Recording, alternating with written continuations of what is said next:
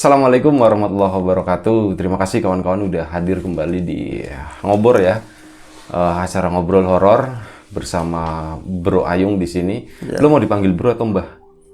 Oh, Bro aja ya. Iya. Mas aja. Mas. Enggak, Bro Ayung. Udah dari awal Bro susah. Oh, Bro Ayung ya. Jadi manggilnya Bro Ayung aja gitu ya. Tanpa mengurangi rasa hormat, tanpa mengurangi rasa respect. Gue tetap ya manggilnya Bro Ayung gitu ya sebagai salah satu narasumber di sini. Mas Bilo nggak bisa Bro loh. Ya nggak apa-apa. Walaupun dirimu menginginkan itu misalnya aku nggak bisa. Enggak juga sih, nggak menginginkan itu sama sekali. Lu jangan GR lah kayak gitu. Iya, wes. Gitu ya. Bro Ayung, gimana Bro Ayung? Sehat Bro Ayung? Alhamdulillah sehat. Tadi sorry, ini durasinya berarti agak akurat ya. Karena tadi kita ada obrolan kurang lebih sekitar 4 menit. Biasa. Nggak apa-apa, jadi nanti molor sedikit nggak apa-apa. Bro Ayung, Monggo. Waktu dan tempat dipersilakan. Hari ini hari ini enggak, maksudnya gue mau ngomong hari ini tuh ijo-ijo semua ya, tas ijo. Ini ijo, menjelang army gitu. Menjelang Oktober, jadi ada hari apa sih? Iya, hari Kesaktian Pancasila dulu. Iya, dan lain-lain kita kan. Nyebutnya Hari Kesaktian Pancasila. Apa mereka alat negara dulu kan sangat berperan gitu. Ya temanya menjurus ke situ. Padahal kebenaran aja sih. Iya Bang, beneran aja. Emang adanya itu gue tahu, yang lain masih basah gitu kan. Bener. Karena udah musim penghujan ya. Iya, tahuan banget gue suka. Tahu lah. Gimana Bro Ayung? Gue belum mempersilahkan loh. Oh belum. Belum, nanti tunggu dulu. Dulu. Baik Bro Ayung, waktu dan tempat dipersilahkan. Giliran mau ngisep. Kali aja mau nyapa kawan-kawan di rumah gitu. Oke. Ya. Baik, aku tanya apa teman-teman dulu. Assalamualaikum warahmatullahi wabarakatuh. Waalaikumsalam. Bismillahirrahmanirrahim. Apa kabar kawan-kawan ngobor semuanya? Moga-moga dalam keadaan sehat, dalam keadaan baik, selalu bahagia kapanpun dan dimanapun saatnya. Ketemu lagi dengan kami. Iya. Perkenalan ceritanya. Udah kenal ya, pada kenal ya. Oh, kali aja mungkin ada kawan-kawan yang baru datang. Yang baru datang ya, ini ada Mas Riam dan saya sendiri. Tadi siapa? Bro Ayung. Ya malu mau ngomongin nama gitu. Nyebut Mbah nggak tega gue. Jangan. Kita ketemu lagi di Ngobor ya, ngobrol horor yang nyatanya nggak horor-horor banget ya. Betul. Tapi harapan aku sih sebenarnya horor bisa benar. Tapi nggak tahu ya. Iya, Ya udahlah, nggak apa-apa. Sesekali gitu kan, bahas horor nggak harus horor tegang kayak gitu enggak. Oke. Jadi gimana Bro Ayung, hari ini ada kisah dari siapa? Wartono, Marjuki atau Wastonah atau siapa nih? Ini tetangga lu semua nih ceritanya. Iya, tetangganya horor semua, Bi. Tapi kan pas aku gabung sama dirimu gitu, baru pada keluar yang dari leng-leng itu, aku ada cerita ini, ada cerita. Kemarin kemana aja gitu ya. Ya setelah mereka tahu kan, mereka jadi wah pengen dong, mau dong dibawain ceritanya kan kayak gitu. Banyak yang kawan-kawan di Lapak Horor juga kayak gitu, banyak cerita. Kemarin terakhir gue ngitung sih 121 tapi beberapa udah dikeluarin, beberapa lagi masuk lagi, nggak tahu sekarang mungkin ya 111-an kayak gitulah. Ini langsung ke cerita ya, Bi. Ini ceritanya Mas Adrian, Bi. Adrian siapa Bro? Adrian ya seseorang. Oh, seseorang. Tapi bukan tetangga di sini. Nah, itu maksud gua tuh kayak gitu. Ada kenalan lah dulu namanya Adrian, dan kisah itu udah lama sekali. Ya hampir mau 10 atau lebih, 10 tahun lebih lah mungkin. Jadi dia itu adalah seorang sales. Sales ini apa namanya ya? Ya aksesoris inilah otomotif begitu, Bi. Tapi untuk ya jangkauannya daerah-daerah sini, masih Brebes, terus Tegal, Pemalang, Pekalongan begitu. Sales otomotif. Ya. Gue tahu lu pakai nama samaran kan. Enggak. Oh, beda lagi. Nah, itu dia itu tinggal masih sama mertuanya. Namanya Pak Broto, Haji Broto lah gampangnya begitu. Itu cuman bertiga sama si ini. Berarti Haji Broto, mertuanya tadi, Mas Adrian sama anaknya Kesa. Kesa itu istrinya? Bukan, anaknya yang berumur ya sekitar 6 tahun. Lah, 3 orang istrinya kemana? Istrinya meninggal, udah meninggal. Oh, istrinya Adrian itu meninggal. Iya, jadi dia menantu tapi ya masih bertahan di situ karena Pak Broto itu menahan. Oh, Kesa itu anaknya Adrian. Iya. Oh, sama cucunya berarti Pak Broto ya. Kalau istrinya namanya ya sebut aja. Sebut aja namanya tadi siapa? Tamara deh. Tamara lah ya begitu. Nah itu siang itu Adrian memang ada jadwal. Ini langsung ke cerita aja ya. Pi. Siang itu di waktu itu. Itu hak lu buat cerita terserah mau cerita mau langsung kemana mau langsung endingnya juga jangan bro. Jangan ya saat itu siang itu dia ada jadwal pengiriman di satu wilayah di bagian wetan ya. Bilangan mana? Nggak tahu. Bilangan Pekalongan atau mana lupa. Udah ceritanya udah lama itu. Kiriman ada jam 2 siang. Barangnya ada di tempatnya dia, udah dipak semua. Tapi dia itu lagi nemenin anak semata wayang, anak tercintanya si Kaisa itu. Ya. Dia lagi gambar di teras gitu loh, Pi. Lagi gambar-gambar. Nah ini lama sekali, ini udah waktunya mau jalan gitu. Tapi nantinya kalau misalnya dia jalan keluar, akan dititipin ke yayunya Adrian. Ada, ya itu namanya Mbak Sasi, Sasi Rembulan ya Bi. Iya. Mbak Sasi itu. Sasi tapi itu bulan ya. Iya, rumahnya itu ya satu desa lah, jauhnya satu desa dari desanya tadi mertuanya, tempat tinggal tadi. Jadi Kaisa itu lagi ngapain? Tahu-tahu dia bilang, ayah sini deh, ini saya gambarnya bagus banget, Dede gambarnya bagus banget. Iya bagus, tapi gak ngeliat orang namanya udah mau jalan banget. Sini anak cantik. Karena dia memang berprestasi di TK-nya itu dapat peringkat bagus gitu ya, paling pertama lah juara begitu. Dan setelah ini ngeloyor mau main lagi kan baru dilihat si gambarnya tadi, ada kertas HVS begitu pakai krayon, gambarnya nyakitin Bi. Ya gambarnya bapaknya si Adrian, Kaisa di tengah, ibunya lagi gandeng-gandeng begitu kan. Akhirnya nggak bisa ditahan, rembes milih Bi, banyak moto gue loh, netes di kertas itu dia cuman bisa mengangankan, ya Allah seandainya kamu masih di sini gitu, sama si Tamara tadi ya. Iya, anakmu sekarang udah cantik, udah bisa gambar kita gitu. Nah moga-moga kamu tenang di sana gitu. Nah ini aku mau jalan ke sana Bu, ngomongnya dalam hati begitu, poyan lah katanya. Itu akhirnya dititipin ke tempat yayunya Sasi, Mbak Sasi. Iya, tempatnya Mbak Sasi gitu. Nah, udah jalan dia, jalan nganterin itu kan. Nah, pas malamnya dia baru pulang, niatnya sih mau balik lagi ke tempatnya mertua, nggak nginep karena nggak pernah nginep. Itu. Iya, tapi pas dia mau jalan pulang, tahu-tahu ponakannya dia, namanya Anto, ada anaknya Bu Sasi tadi, habis mancing dapat ikan kakap gede. Jangan pulang dulu, Kaisa di sini aja sama Om, kita makan bareng-bareng. Akhirnya kan bikin ikan bakar Bi, makan bareng-bareng, kenyang ketiduran. Si Kaisanya tadi lagi pula itu musim hujan, udah mulai ada gerimis merinai begitu ya, udah mulai basah ini. Itu suka bahasa lu, gerimis merinai. Ya, bahasa ini ya, dulu lah itu. Bahasa Temaram lah pokoknya. Ada sastranya sedikit. Nah itu akhirnya suaminya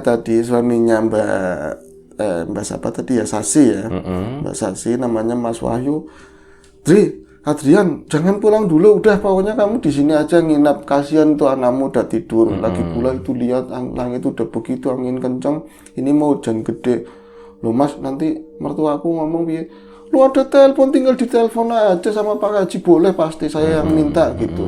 Akhirnya dengan senang hati sebenarnya, pura-pura berat hati, dia senang nginep di situ, nelpon sama mertua. Ya di sana juga nahan, bener-bener naruh, sini aja pulang nanti dijemput pakai orang kaya Bi. Mau dijemput pesawat jemputnya. Iya, pakai kereta pribadi atau kereta pribadi itu, tapi nggak mau. Adrian bertahan minta izin.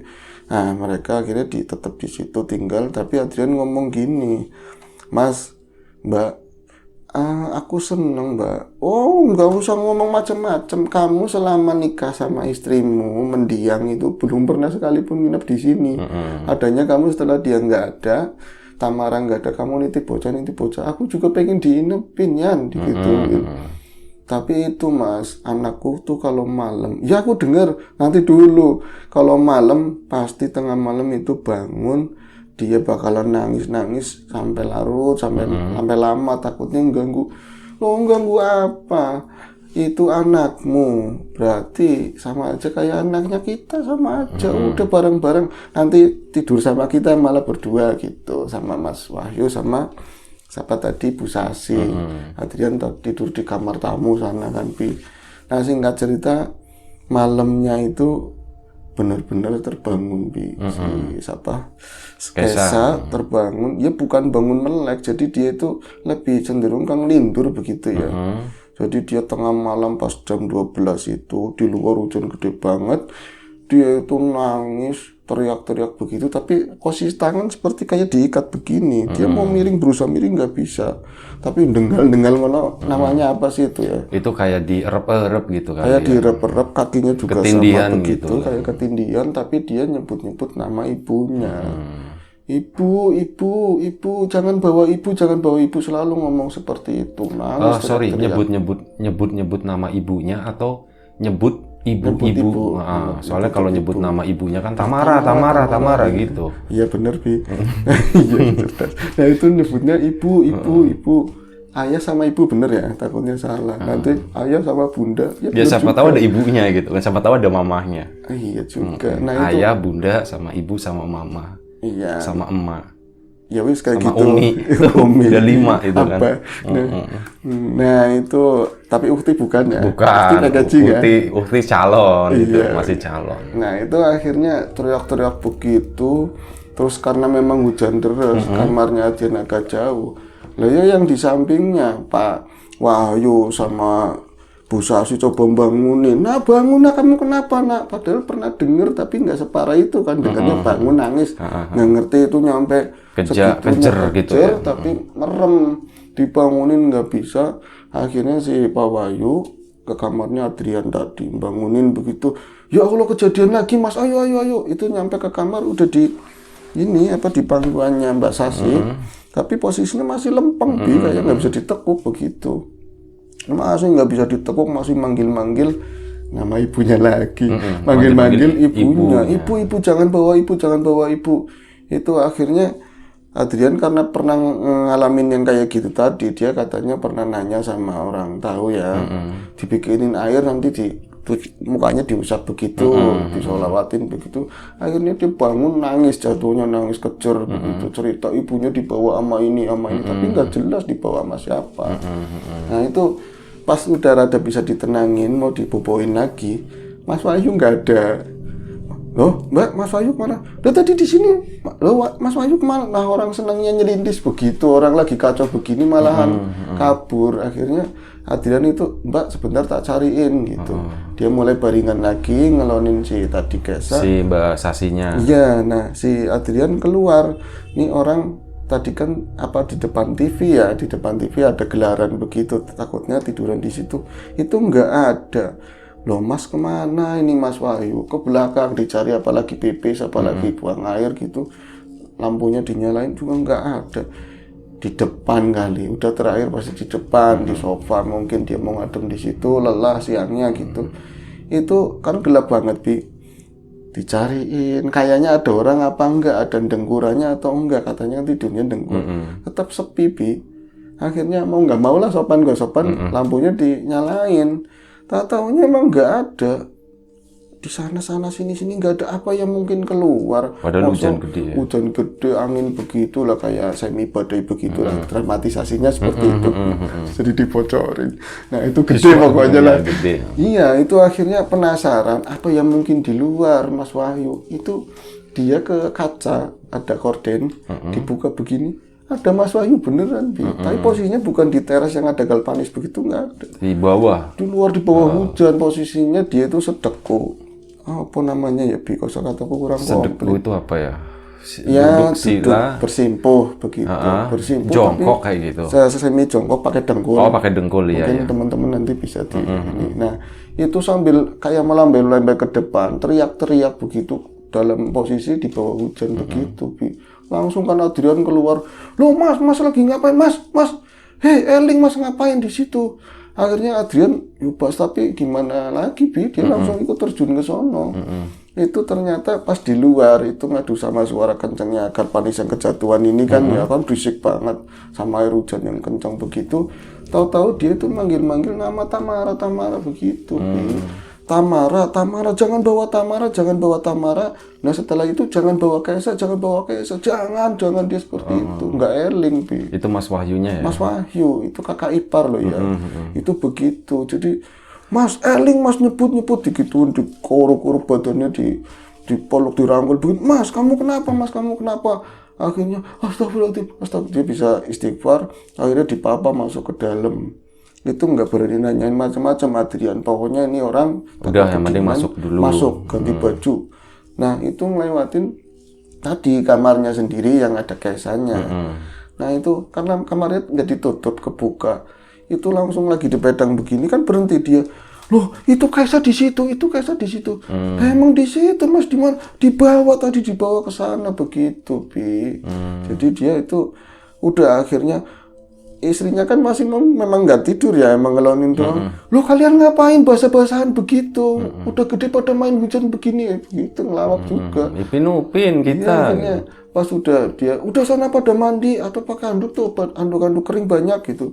Itu udah ini akhirnya ngumpul di kamar. Nah di kamar akhirnya, Mas, jenengan tadi sebenarnya ngapain? Ditanyain sama Adrian. Yan, aku tuh ya sebenarnya sorry banget Yan.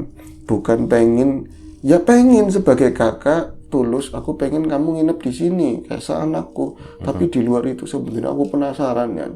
Dari cerita orang-orang, dari apa yang kamu ngalamin, katanya mertuamu itu ada begini. Oh ngomong terus terang aja Mas, iya pesugihan gitu, gitu sama Indrian.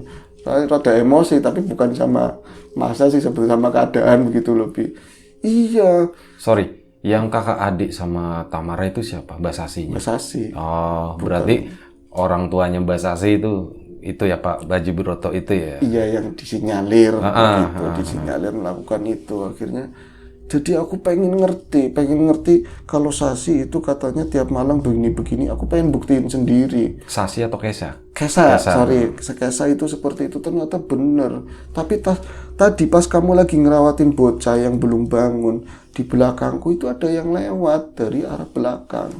Itu ada yang lewat boyongan gede tapi hitam. Nggak satu. Aku tuh penasaran nggak ngomong sama kalian, sorry, aku penasaran banget. Tak ikutin, ternyata sampai ke ruang depan itu nyelos ke ini pintu. Kan bukan orang berarti. Nah aku saking penasarannya, hujan-hujan begini siapa mereka, aku nggak pernah di rumah ini ngalamin kejadian mistik ya. Akhirnya aku ngintip di hording begini, loh kok ada Tamara lagi posisinya lagi diikat pakai rantai di sini, rantai gede-gede di kaki ya, kayak ada gelang-gelangannya begitu, kayak di zaman-zaman dulu itu diseret begitu. Itu ada kayak semacam gerobak tapi pedati ya bukan, nggak ada tutupannya, ada gerobak kayu di atas di depannya itu sapi. Itu ada yang nungguin tapi semuanya orangnya gede tinggi, pakaiannya hitam, semuanya hitam tapi ada contong begininya lebih nutupin begini. Jas hujan kali. Iya kayak jas hujan. Aku nggak bisa. Lagi hujan soalnya. Ya jas hujan. Nah itu nggak bisa ngelihat mukanya mereka tapi kasihan banget aku ngeliat Tamara. Aku nggak kalau Tamara udah nggak ada. Yo refleks aku keluar mau ngejar tapi kayak ada tirai tapi aku nggak bisa ngelihat, itu nabrak terus aku nggak bisa nyampe ke sana, cuman bisa teriak-teriak, lihat Tamaramu itu ngeliatin ke arahku kayak minta tolong. Nah itu belum selesai di situ, dia akhirnya dinaikin paksa ke gerobak tadi. Nah di belakangnya kayak anakmu lagi dipanggul begini sama orang yang modelnya sama kayak tadi. Aku berontak sampai lemes banget ini. Tapi gue di dalam. Akhirnya tadi pas aku mandi mikir, mungkin bener apa yang diomongin orang. Kamu cerita ya, aslinya kayak apa, aku nggak ngerti keluargamu itu di sana itu sebenarnya siapa aja yang di rumah dulunya itu siapa aja, terus ngalamin kayak gini nggak kamu? Itu akhirnya Mas ngobrol jangan di sini. Itu Mbak Sasi akhirnya penasaran banget tapi ini jangan wis dia nungguin itu kan. Dia ke depan TV, pindah lagi akhirnya ke teras juga hujan, ke ruang samping itu yang gak kehujanan kan tuh diceritain semua sama Adrian ini bahwa memang Mas di rumahku aku tinggal cuman Pak Haji mertuaku. Bentar bro ya,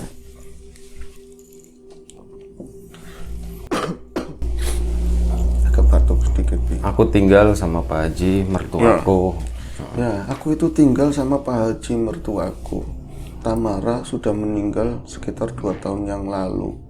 Dan aku juga Sebenarnya gini Mas, di keluarga itu berarti ada Pak Haji, ada Bu Haji dulu ya. Aku nggak ngerti ninggalnya tuh kapan, tapi kakak-kakaknya itu aku menangi kabeh katanya. Kakak-kakaknya itu ngeliat meninggalnya kapan.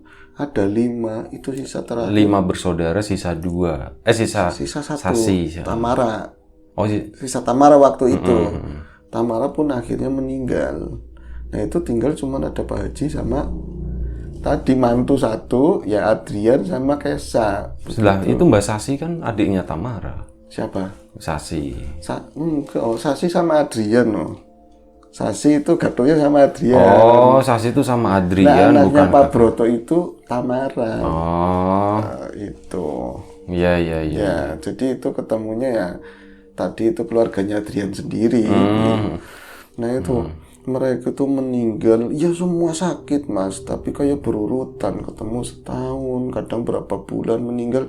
Tapi yang aneh dimandiin begitu, pada saat kayak misal sebelum dimandiin atau lagi pas habis dimandiin, badannya itu biru semua, kayak orang digebukin seperti itulah.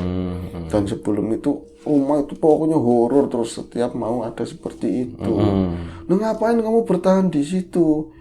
Udah susah Pak. Mas, aku juga pengen keluar, tapi Tamara ki kayak wong sing wis diikat di situ loh. Dia pengen keluar, ada aja yang sepertinya dia tuh nggak bisa boleh keluar dari rumah itu gitu. Entah alasannya ini, entah alasannya apa, entah dia mau keluar sakit seperti itu. Nah, ini itu Kesa itu udah mulai semenjak ibunya pergi, itu mulai kayak tadi, berarti ngalamin kejadian-kejadian mistis kayak tadi, Bi. Nah, untuk di lingkungan sendiri, itu namanya Pak Haji ya kan orang itu kan cuma titel, ada yang bener, ada yang ya macam-macam. Itu di lingkungan rumah sendiri, saking kayaknya orang begitu, nyampe punya musola sendiri, Bi. Ada musola sendiri, kalau hari-hari memang gak ada yang sholat di situ, paling dia sama keluarga, lagi masih ada keluarganya. Tapi tetap ngadain pengajian. Pengajian yang diisi ibu-ibu lah kayak di sini ya, kemisan, rebuan begitu, Bi. Nah, itu ustadznya dibayar pokoknya. Nah, semua ubi rampenya itu pepek lah, kalau itu banyak, kalau di situ bawa pulangnya banyak makanan lah seperti itu. Nah, ini Mas, ini percaya atau enggak ya? Kesa itu sering ikut pengajian, masuk ke situ sama ibu-ibu yang nggak kenal di situ. Tapi ya selalu bikin geger. Soalnya apa? Di temboknya musola itu di dalam, lo kan banyak tulisan-tulisan Arab apa cantelan macam-macam. Di mata Kesa bukan begitu, Bi, tapi kepalanya leknya, kepalanya pamannya itu ditunjuk semua ini. Nah, cuman anehnya wong sing ngaji kok nggak ada yang percaya, nggak ngerti, tetap aja ngaji di situ. Nah, satu hal yang paling miris terakhir, ada korban orang lain, itu ada ustadz bayarannya situ lah, karena aku nggak mau ngomong siapa, tapi aku juga nggak kenal. Nah, itu setiap maghrib itu pasti duduk di teras sama Pak Haji sampai isya, sampai mau seminggu. Nah, aku pas keluar Mas, orang itu bilang itu udah mulai nanti kena, kata orang begitu. Itu kalau kayak gitu biasanya ada butuhnya, mau pinjem apa atau apa. Iya, Bi, nggak lama itu kayaknya bangun ini apa yang rehab rumah depannya begitu, berarti minjem sesuatu disinyalir begitu ya. Nggak lama meninggal begitu aja, Bi. Si Ustadz tadi mau ngajar, meninggal, mau masuk ke situ, meninggal begitu aja. Dan disaksiin ketika dirawatin mayitnya, ya biru semua kayak tadi, Bi. Begitu. Jadi aku sebenarnya mumet banget Mas buat ini semua. Aku kerja, kenapa si Kesa selalu tak titipin, ya aku takutnya kenapa-napa, walaupun ternyata nyampe sini pun masih ngejar malu begitu. Mas, solusinya gimana? Akhirnya mereka itu rundingan besoknya ya, Bi. Terus ngundang orang yang paham atau pengajar di situ, guru ngajar atau apa, dia rekomendasiin. Kalau kayak gini Mas, sepengetahuan saya gitu, ini pendapat, tapi saya lihat secara batin begitu. Kalau ada orang itu ikatan sama pesugihan, cucu-cucunya yang ngerasain duitnya apa itu pasti kena semua, kena ikat semua. Bahkan ada juga kasus misalnya cicit atau cucu selama berapa turunan itu ya dipisahkan, nggak tinggal di situ, nggak ngerasain makanannya, nggak ngerasain duitnya pun tetap masuk hitungan gitu. Nah terus gimana dan itu lari kemana? Loh ya kita punya Gusti Allah Ta'ala, mau lari kemana? Wong kita jalan kaki di pinggir jalan aja ketabrak, di bawah pohon aja kerubuhan pohon ya mati-mati juga. Ya tapi kan ikhtiarnya apa, Dad? Gini aja wis, dia kan pernah nyantri di sebuah pondokan. Siapa? Adrian? Bukan, Ustadz tadi. Gini aja wis, kalau boleh, kalau jenengan daripada resah, kayak saya juga takutnya ada apa-apa. Yang jenengan lihat tadi, terus kemarin si Pak Wahyu nyampe begitu, yang ngudak-ngudak begitu, aku juga ngelihatnya begitu, memang gawat. Apa ya kalau mau, sekalian di pesantrenin, sekalian di sana minta ya di cover lah sama Yai sana, kayak gitu. Akhirnya ya dengan berat hati, satu-satunya anak ya untuk sebagai pengingat istrinya, dia juga mau ke siapa lagi? Yang di pesantrenin si Kesanya. Kesa, Bukan Adriannya juga pesantren. Sekali aja itu di pesantrenin ke sana. Maksudnya biar ada covernya lah ya. Ada covernya lumayan begitu. Tapi menurut Ustadz tadi dan juga obrolan sama Kiai tadi, seperti itu nggak bisa lepas kecuali diputus tetap. Putus berarti pertempuran sama itu kalau bisa ngalahin. Nah sampai cerita ini di share, aku putus itu mungkin ini ngambang ya, maksudnya nggak ngerti terusannya kayak kelanjutannya seperti apa, Kesha nasibnya gimana, Adrian gimana gitu. Itu nggak ngerti terusannya begitu. Itu barusan gini, gue juga tadi sempat ngetek satu cerita tentang pekerja di pabrik es batu. Oh iya. Yang disinyalir bosnya itu pesugihan. Jadi ada beberapa korban dari karyawannya. Tapi begini, beberapa karyawan kan memang udah ada ketakutan, udah ada kecurigaan. Tapi karena memang mereka butuh uang, butuh pekerjaan, ya mau nggak mau gitu. Dengan segala risiko seperti itu yang mungkin ya masih 50% lah. Nah, di sela-sela waktu seperti itu mereka kan juga menganalisa. Dan akhirnya bener aja, suatu saat mereka tuh kayak nanya ke orang yang mengerti gitu. Jadi begini, memang bener, mungkin ada hubungannya. Jadi yang ditanya itu nggak memvonis, oh ini pesugihan atau apa. Tapi mungkin benar ada potensinya seperti itu. Tapi ada tapinya nih, mereka ngambil yang namanya tumbal itu juga nggak sembarangan. Jadi begini, kalau kalian kerja di sana, kalian dapat upah, itu udah akad kalian cuman segitu. Akad kalian kerja, kalian dapat upah. Kecuali kalian dapat sesuatu yang gratis dari orang-orang itu, dari bosnya misal, dari pelaku pesugihan, baru kalian bisa dicalonkan menjadi tumbal selanjutnya. Nah, teman kamu itu, salah satunya, kenapa dia bisa ditarik? Mungkin ya, kalaupun itu benar dia sebagai tumbal, ya coba dianalisa lah. Seperti apa dia. Dan memang benar, ternyata si satpam yang udah kerja di situ lama, oh dia emang deket sama bosnya. Sering makan gratis. Iya, sering makan gratis, sering dikasih apa, sering dikasih apa. Kayak gitu. Nah, itu kemungkinan seperti itu. Kenapa dia bisa dijadikan tumbal. Tapi kalau kalian, insya Allah ya, kalau kalian kerja di situ, niat kalian kerja, kalian dapat upah semestinya sesuai yang dijanjikan. Kalian kerja sebulan, kalian dapat segini. Terima itu, udah. Akadnya selesai, kalian nggak ada urusan dengan itu kecuali kalian dikasih ini, dikasih itu, dan kalian terima, kalian seneng kayak gitu, ya udah itu bisa jadi calon berikutnya, katanya kayak gitu itu. Oh iya itu tadi kayak orang yang minjem tadi juga, satu dikasih kemudahan, keduanya wae sih nggak pinjem lagi lebih nggak bisa balikin, itu calon biasanya ciri-cirinya begitu. Jadi pinjem lagi ke temannya. Ya. Karena keenakan yang dipinjemin kan juga gampang gitu kan. Oh ini gampang nih. Salah satunya memang seperti itu. Makanya ya memang hal kayak gitu samar, tapi dari ciri-ciri itu kadang ya bukan menduga gitu ya. Itu mengarah ke situ, ada banyak lebih hati-hati lagi begitu. Dan ada sih, gue dengar katanya kalau misal kayak pesugihan kayak gitu, itu kayak sebenarnya, misal gini, setiap orang kan rezekinya udah dicatat gitu ya. rezeki lo 1.000 misal kayak gitu. Selama seumur hidup itu rezeki lo 1.000. Nah, dengan cara pesugihan itu, lu mau harta apa rezeki lu tuh nambah, ini konteksnya harta ya, rezeki harta mau nambah jadi 3.000 ya, yang 3.000 itu di luar catatan itu, dia ngambilnya ya dari keturunannya itu diambilin. Makanya kebanyakan kalau misal dari, ini mohon maaf ya, bisa bener bisa enggak gitu, cuman kata orang-orang tuh kayak gitu biasanya kalau ada salah satu leluhurnya gitu disinyalir sebagai pesugihan itu tadi, kalau anak-anaknya nggak melanjutkan itu, ya kemungkinan mereka hidupnya akan lebih susah gitu. Benar. Akan lebih seret kayak gitu ya. Dan Tapi wallahu a'lam ya. Ini juga sejalan tadi bahasa kamu yang tadi itu sejalan dengan pengertian yang tak dapat memang seperti itu, Bi. Sama pendapatnya memang seperti itu.